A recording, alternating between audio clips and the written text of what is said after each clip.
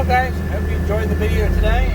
The tractor's back up and running, and got some wood cut, and the snow's coming. Time to go get a cup of coffee. Have a great day. Well, I decided to bring a bale of wheat leach in here so we don't have to bring the TMR mixer in here today or tomorrow. They like this stuff. They were all out there standing by the fence getting snow in the back, so they like it.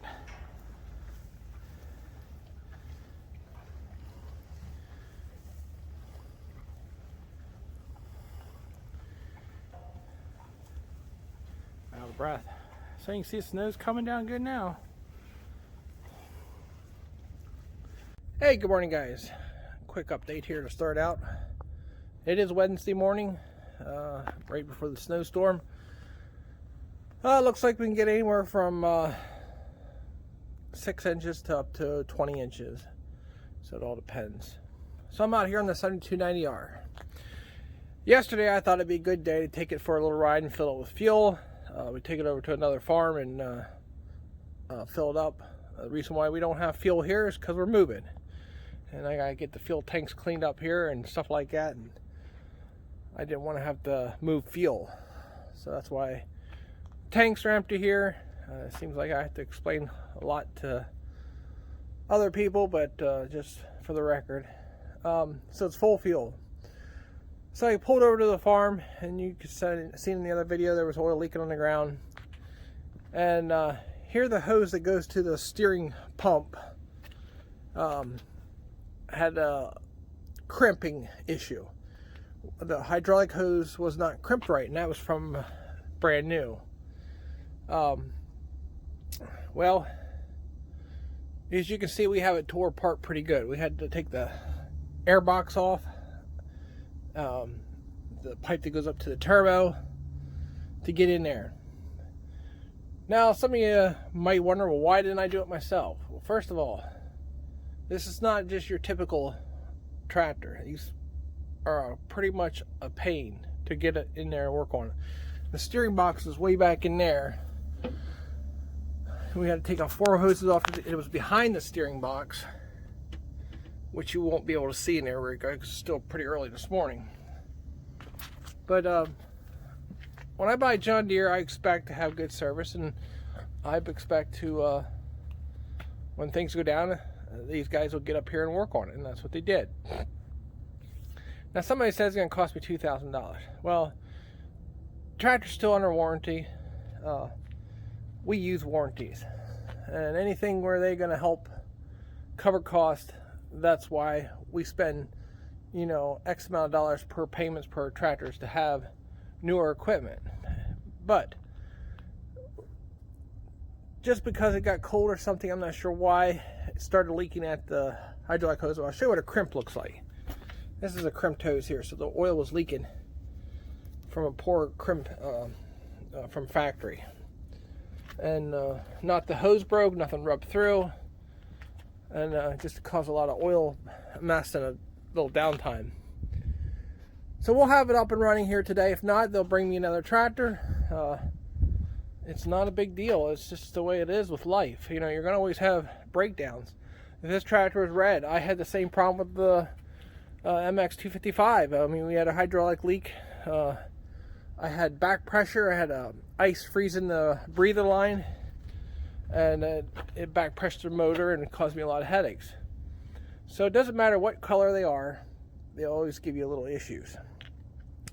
Now, I was kind of disappointed. We were getting ready for the snowstorm, and we did go ahead and put lights on the top there and yesterday and put them down and ready to go. We're supposed to have a lot of visibility, especially when we're working on the snowy road conditions and stuff. But yeah, just a quick update. I don't like videotape when the mechanic's here. Just some of the things that he should have known maybe a little bit more as far as getting that air cleaner box. This big air cleaner will go in the shop here. It's nice and warm. I'll show you all the parts in there to get back in there. But it's not an easy project. And It's not like a hydraulic hose on the back of the tractor where you can just unscrew it and go again. They say there's no access to the floor, through the floor. And I was going to pull that mat up just to check it, make sure, because it gets frustrating when you can't get something fixed and you spend 4 hours to tear it apart to find it. And the leak was hard to find to begin with because it was spraying oil. It wasn't like your typical leak. It was spraying back the line, you couldn't see it. So we did take another hose apart and see if the O-rings were blown out, and that was fine. But once the tractor's all oily, you gotta try to clean it up and then try to get in there as close as possible to see anything. Well, there's no way to even see up in there. But we got it, and they're gonna try to make a hose. If they can't get the hose fixed, they'll bring another big tractor up, and we'll be ready to push snow. So, little update on that. And let's go in the shop here so we're a little warmer, and we're cleaning up the parts in there a little bit so when we put it back together for the cleaner box and a hose that goes up on the turbo. He's cleaning inside the pipes there. Make sure when we put everything back on, it's going to seat nicely.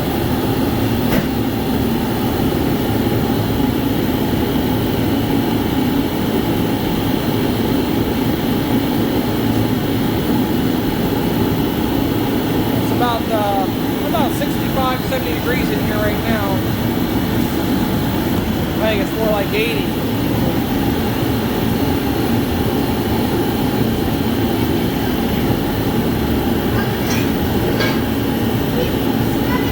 We did get a couple of questions about this 1025R.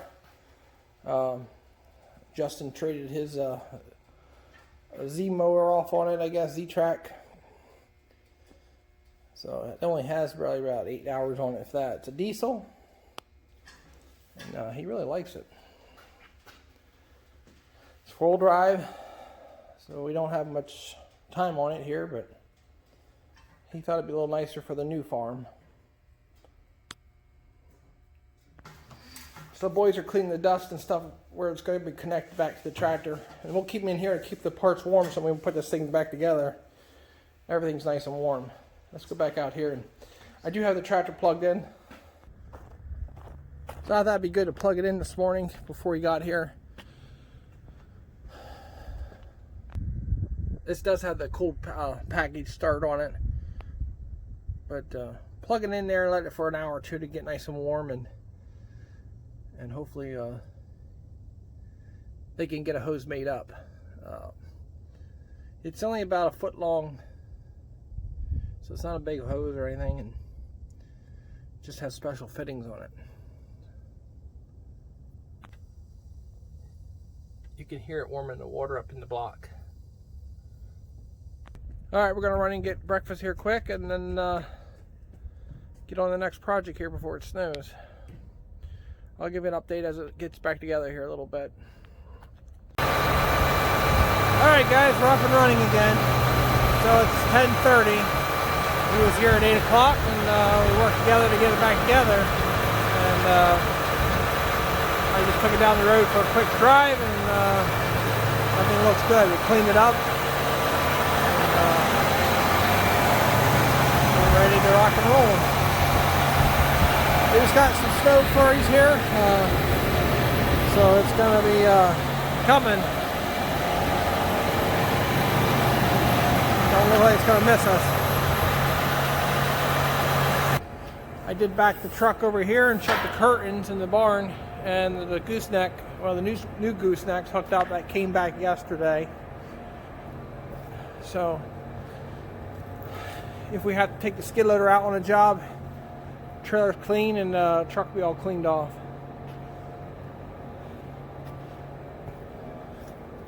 So far this trailer has been really nice. I mean, he did go ahead and put air in the tires, but that was a good buy.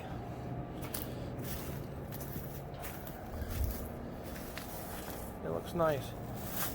So we're going to go ahead and finish bedding the cattle here, and I have some firewood to cut. So it's a never-ending work around here, and we have a lot of nice corn fodder stacked in the barn here. I've been using, I got probably 10 bales so far used up. That was some nice stuff we baled here in the fall. So yeah, we'll back the tractor over here. I just wanted to run it a little bit, make sure there are no other leaks. I'm gonna put some def in it, make sure it's full def, and get ready to watch the snow come.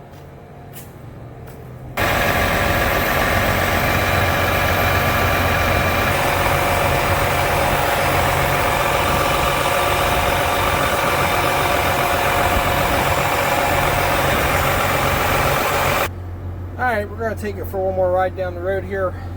I wiped it off again. It's going to take a little while to get all the oil out of the frame and stuff. So let's take it for another ride. Well guys, hope you enjoyed the video.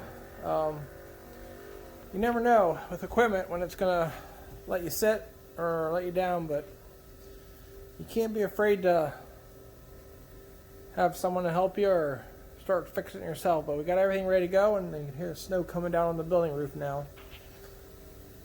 So yeah, I'm happy. Hope everybody stays safe today and enjoy the snow.